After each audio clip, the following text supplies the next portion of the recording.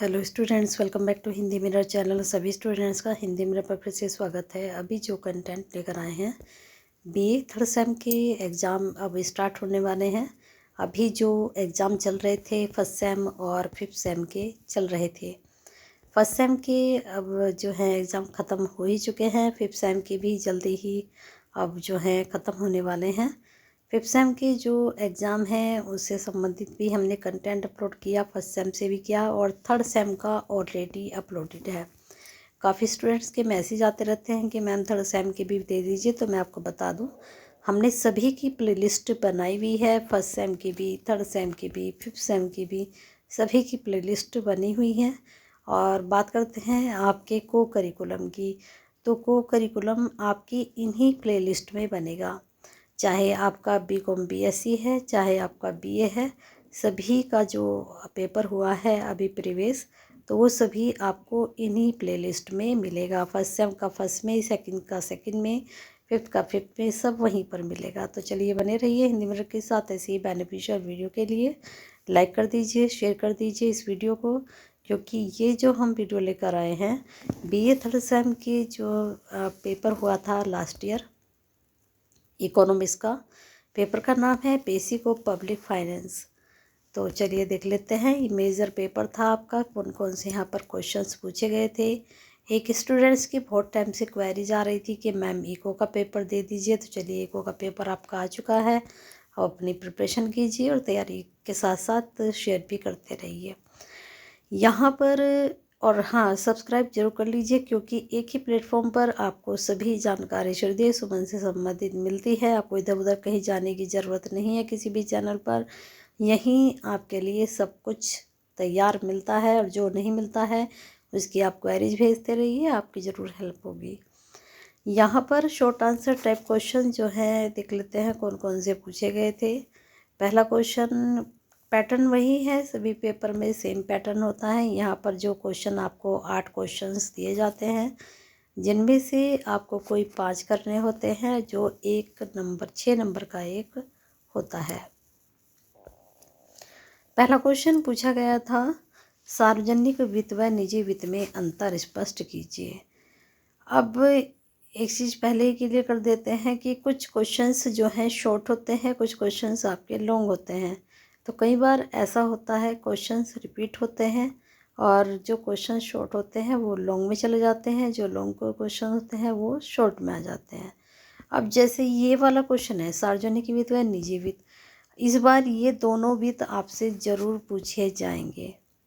ये वाले फाइनेंस आपसे ज़रूर पूछे जाएंगे, और ये आपसे विस्तार पूर्वक पूछे जाएंगे। इस बार ये डिफरेंस पूछा गया था, तो इस बार ये आपसे विस्तार पूर्वक पूछे जाएंगे।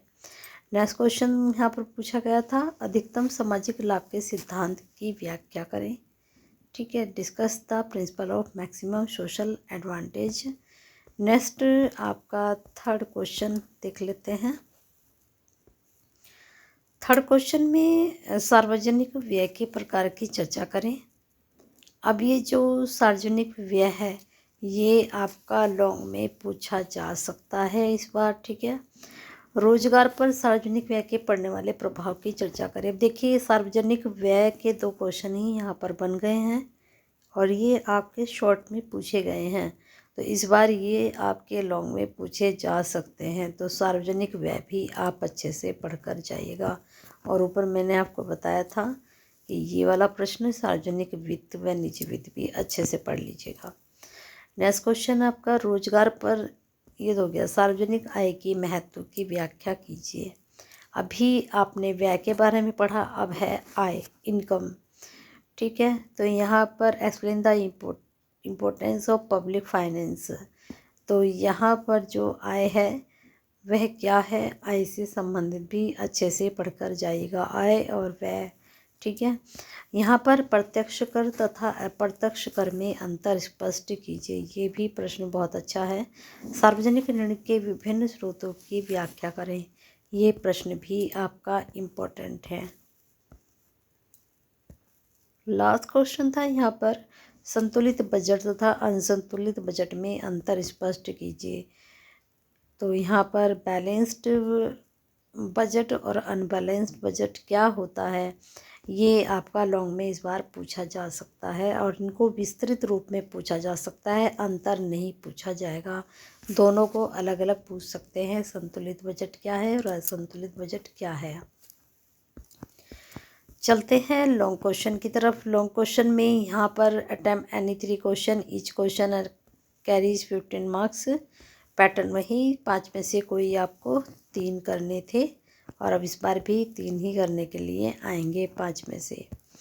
पहला प्रश्न यहाँ पर पूछा गया था, सार्वजनिक वित्त क्या है, इसके क्षेत्र तथा महत्व का वर्णन कीजिए। अब देखिए सार्वजनिक वित्त पूछ लिया गया यहाँ पर लॉन्ग में, लेकिन इस बार भी ये 100% पूछा जाएगा। तो ये मत सोचिएगा कि ये इस बार आ गया था तो इस बार नहीं पूछा जाएगा, ये इस बार भी आपसे पूछा जाएगा। सार्वजनिक व्यय भी पूछा जाएगा, ठीक है। पूछा किस तरह से जाएगा ये डिपेंड करेगा कि क्वेश्चन आपके सामने किस प्रकार के आए हैं। अब लेकिन सार्वजनिक व्यय से संबंधित आप सब कुछ पढ़कर जाइए। सार्वजनिक व्यय से आप क्या समझते हैं? सार्वजनिक व्यय की एक व्यवस्था पर पड़ने वाले प्रभाव की व्याख्या कीजिए। तो प्रश्न ये भी अच्छा है। नेक्स्ट आपका क्वेश्चन पूछा गया था थर्ड क्वेश्चन में बहुत इम्पोर्टेंट है ये, इस बार आपका शॉर्ट में पूछ सकते हैं। कर से क्या अभिप्राय है, इसकी विभिन्न विशेषताओं की व्याख्या कीजिए। What is the mean by tax, explain its various characteristics. तो ये भी इम्पोर्टेंट है, ये भी 100% आपसे इस बार पूछ लिया जा सकता है। नेक्स्ट फोर्थ क्वेश्चन यहाँ पर पूछा गया था आपसे, भारत में सार्वजनिक ऋण की वृद्धि की व्याख्या कीजिए।